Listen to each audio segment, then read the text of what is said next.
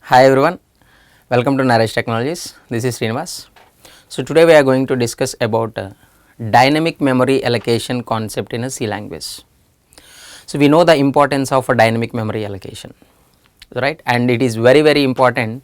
So to develop algorithm based applications like a stack implementation, queue and all. Okay. So here it is. So how to allocate the memory dynamically in C language. So simply DMA, dynamic memory allocation in C. So generally if you declare any primitive variable, so we are saying that primitive variables, so memory will be allocated right at compile time, right? So that is called a static memory allocation. See, remember, so here it is, to any variable memory will not be allocated at compile time. So then why they can call it as a static memory allocation? Compile time memory allocation means a static memory allocation is nothing but a fixed size. Static memory is nothing but fixed size. So every primitive variable comes under a static memory variable, right? So memory is fixed. Once you declare the variable, right, we can't change the size of the memory block, right? But here we discussed array variables also. In case of arrays also, size is fixed. So these are also comes under static memory allocation only. And for example, user defined data type, just consider struct employee E of 5. So now we can store 5 records. Fixed number of records we can store. Here it is a fixed number of integer elements we can store using this array. So all these are comes under static memory allocation only. Memory will be allocated at runtime only, but why we can call it as a static memory means the memory size is fixed. Reason, here it is we cannot store a 6th record of the employee, and here it is we cannot store a 6th element into this array. So all these are comes under fixed size, fixed memory block size. So those are called static memory variables. Then sir, what is a dynamic memory allocation? Dynamic memory allocation means the size of array so will be increased or decreased, right, based on the elements we are storing and deleting. And here it is a structure size also will increase and decrease, right? So based on the number of records we are storing and the number of records we are removing. Okay, that is called dynamic memory allocation. Sir, how can we allocate memory dynamically for array variables and as well as structure variables, right? See, so to allocate the memory dynamically, so we need to take the help of predefined functions available in stdlib.h library. This library is providing 4 important functions used to allocate and deallocate the memory. So first one, malloc function, second one calloc function, third one realloc function, and the last one is a free function. Free. So what is the use of malloc function? Use it to allocate memory to structures, to user defined data types. And next one, this one, use it to allocate the memory to arrays, array variables, to derived data types. And what is the use of realloc means? Use it to increase or decrease the size of array. Increase or decrease the size of array. It's a third one. And the last one, free function, use it to delete the memory. or use it to release the memory. But one more important thing is there is no question of deleting the memory. So then what a free function will do means that we'll see practically, then you will get more clarity. So what is happening exactly when we use a free function. So these four functions very important.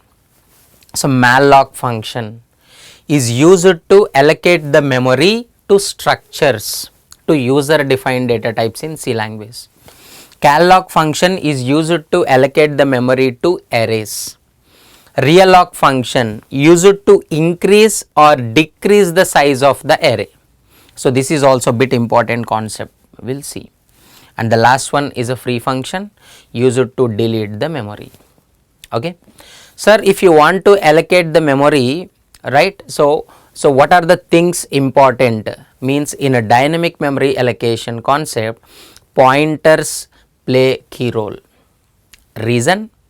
If you want to allocate the memory dynamically to either structure variables or to array variables, we need to take the help of pointers concept. So pointers very important in a dynamic memory allocation. Okay. So first we will discuss how to allocate the memory to structure variables using malloc function. So what is a malloc? So this is used to allocate the memory to structures. Right, here it is, to structures it allocates the memory to structures. Sir, what is the exact prototype? What is the exact prototype of malloc function? Malloc, it is taking one argument, but that argument type is a size underscore t. So variable is a size. And what is the return type? Return type is also size underscore t only. Return type is also size underscore t size. So what malloc function will do, and sir, what size underscore t? So simple thing, size underscore t is representing unsigned. Very sorry. Return type is a void pointer. Return type is what? Void pointer. Sorry. So here it is. So malloc function is taking argument size underscore t, and what is the return type of malloc function is a void pointer. So what is a void pointer? It's a generic pointer. That is nothing but it's a common pointer of all the typed pointers like integer pointer, float pointer, double pointer and all. And here it is a y size underscore t means, see, it is representing unsigned. What is that unsigned? Unsigned is nothing but a positive integer value.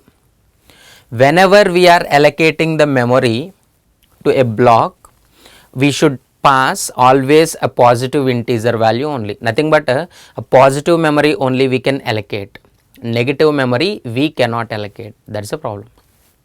Okay, how it allocates the memory, right? Suppose if it is successfully allocates the memory on success, if memory is available, then if it allocates the memory successfully, it returns base address of memory block. It returns base address of memory block. So like this. For any reason, if it has failed, on failure, sir, why sir it will fail? Because memory will be allocated dynamically while application is running. So suddenly, right, if memory is a full, out of memory is running, so then by that time you cannot allocate the memory to variable, you can't increase and decrease the size. So by that time, right, as here it is, there is a chance of getting a failure message. On failure, it returns null pointer. It returns null pointer. So return type is a void pointer. Void pointer, so it can pointing to any type of data. So this is called a generic pointer. is called what? Generic pointer. Now we'll see, right, how to allocate the memory using malloc function programmatically. Okay, see how to allocate the memory to a structure using malloc function. Here, so first I am declaring one structure, struct emp employee number, employee name, employee salary, employee salary. Now I want to allocate the memory. So first of all, we should declare a variable of pointer type. Struct emp star. So variable name is considered ptr. What is the variable name? ptr. Sir, what is the size of ptr? Maybe 2 bytes or 4 bytes. We already discussed pointer size is based on the compiler we are using. If it is a 16-bit compiler, the size is a 2 bytes. If it is a 32-bit compiler, the size is a 4 bytes. So here ptr gets memory allocation. ptr gets memory allocation. Now we have to allocate the memory to store the data of employee number, employee name, employee sal. How? We need to allocate the memory dynamically using malloc function. So here we are writing malloc, and what we have to pass to this malloc, what we have to pass means, right, here it is malloc function is taking the size, how many bytes of memory you want to allocate. So what is the size of the structure? We don't know, sir. Why? Because integer size varies from compiler to compiler. Suppose if it is a 16-bit compiler, integer occupies a 2 bytes plus 20 bytes plus 4 bytes, total 26 bytes. Suppose if we are using 32-bit compiler, integer size is a 4 bytes plus 20 bytes plus 4 bytes, 28 bytes. So you can't specify directly the size either 26 or 28. So then what we should do? Very simple, just based on size of function, size of struct emp, size of struct emp. So then first size of struct emp will execute. It returns either 26 bytes or 28 bytes. Just consider integer size is a 4 bytes. So total 28 bytes. So what malloc function will do? It will allocate 28 bytes memory. Total 28 bytes memory will be allocated to store the value. And just consider the base address is a 2046, 4 bytes. So 2050, 20 bytes, 2070. Because it is used to store employee number, employee name, employee sal. 4 plus 20 plus 4, 28 bytes memory will be allocated. And remember, what is the return type of malloc function? Return type of malloc function is a base address. Base address means 2046 it will return, but it returns in the form of void pointer. It returns in the form of void pointer, but that we just want to collect into ptr. 2046 I want to collect here, but how can we store void pointer here? Reason, sir, here ptr is a struct emp star type. It's a employee type and it is returning void pointer type. Then how can you store, sir? Very simple, typecasting process. We should typecast that void pointer. You should typecast into struct emp star. Struct emp star. Here before collecting into ptr,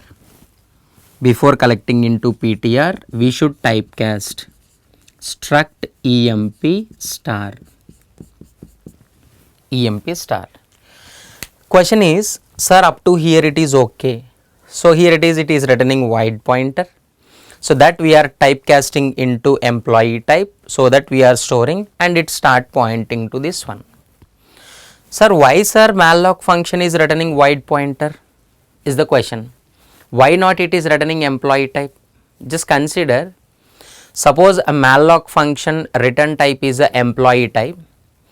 Always we can use a malloc function to allocate the memory to employee structures only. Can you allocate the memory to student structure? Impossible. Can you allocate the memory to single linked list? No. Can you allocate the memory to graph node or binary search node? Impossible case. So that's why a Dennis Richard team, so given the common type, common return type that can accept any type of pointer, nothing but why it is returning a generic pointer means in some of the cases you will allocate the memory to employees. In some of the cases you are allocating the memory to students. Next we are allocating the memory to single linked list, double linked list, circular linked list, trees, graphs. Whatever the structure type it is, no matter, it should allocate the memory.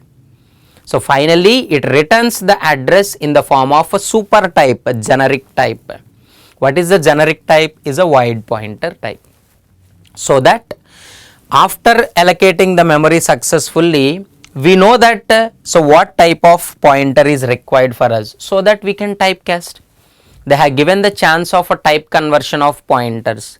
We can convert one pointer into another type. So that generic pointer we can convert into any type of pointer. This is memory allocation. And later we have to check if the memory is allocated successfully or not. If the memory allocated successfully, so then what we have to do? We can read the elements and we can print the elements. Okay. The complete program we'll see. So how to write the program using malloc function. So struct emp, so this is common. Just now we have written, right? Just we are writing something like this. And now, so main method. First inside the main method, I am declaring the variable struct emp star pointer variable. Next here it is we are allocating the memory. How to allocate the memory? So using malloc function, malloc, and here it is we need to pass the size of the structure using size of function. It returns the information base address in the form of void pointer. So what we have to do? We should typecast. We should typecast. How to typecast? It is a PTR is of type a struct emp type. So struct emp star, this is a pointer typecasting. So after typecasting, now we have to check whether the memory is allocated successfully or not.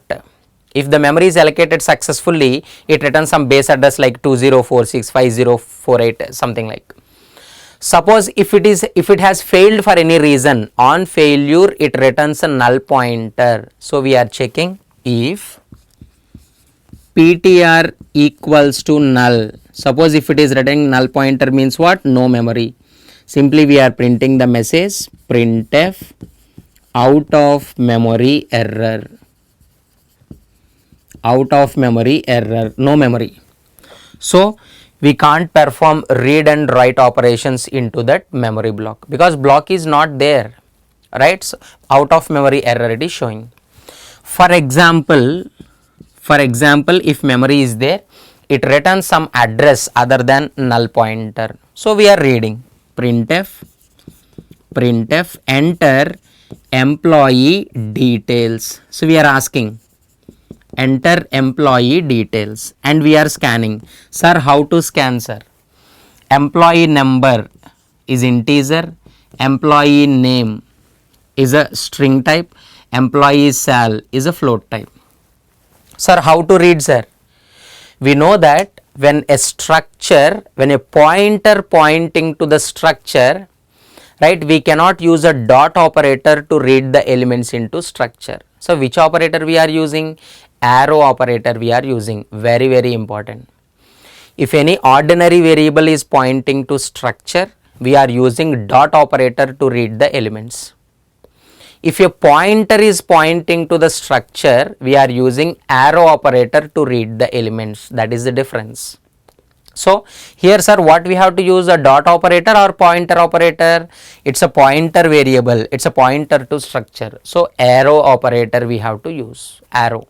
So here ptr to e number address comma ptr to e name comma address of ptr to e sal. Sir, you have given address operator to salary and you have given address operator to e number. Then why to e name we are not giving address operator?